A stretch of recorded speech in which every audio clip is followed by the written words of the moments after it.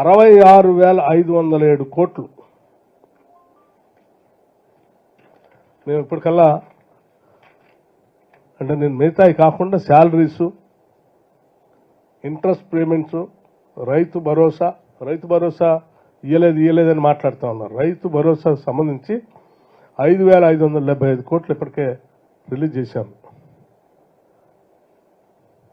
దాదాపు 65 లక్షల మంది రైతులకి పూర్తిగా ఇచ్చాం. ఇంకో 5 లక్షల మందికి ఇస్తా ఉన్నాం.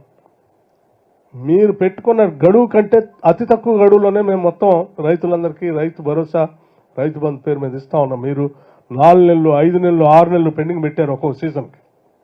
మేము వచ్చిందే 4 మాసాలు కాలేదు. 4 మాసాల్లోనే ఇప్పటికీ 93% అయిపోయచ్చు.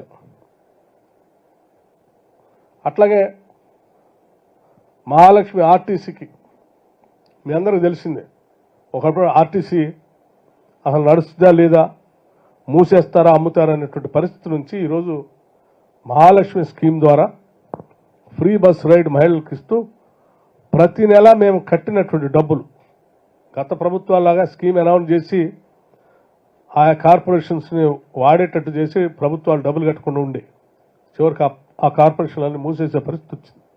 కానీ మేము అట్లా చేయట్లేదు.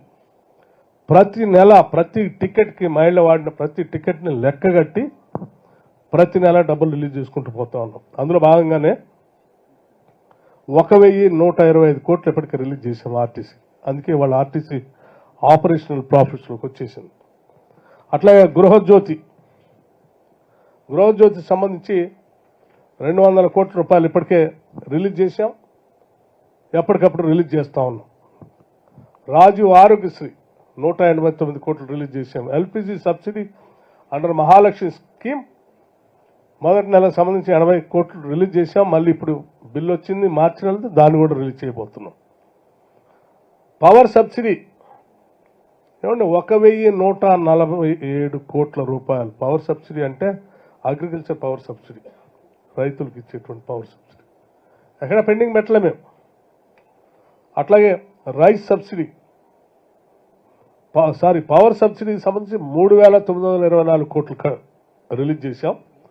రైస్ సబ్సిడీకి సంబంధించి 1,147 కోట్లు ఇచ్చాం.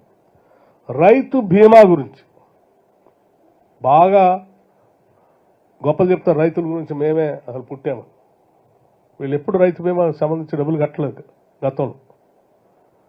మేము వచ్చిన తర్వాత రైతు బీమాకు సంబంధించి పూర్తిగా 734 కోట్ల రూపాయలు చెల్లించాం ప్రీమియం డబ్బులు. డైట్ బిల్స్ ఇచ్చాం, మిడ్ డే మీల్స్కి ఇచ్చాం, అంగన్వాడీ శాలరీస్ ఇచ్చాం, హోంగార్డ్ శాలరీస్ ఇచ్చాం. డ్వాక్రా ఉమెన్కి ప్రత్యేకంగా మేమే ఎక్కడ హామీలు ఇవ్వలేదు.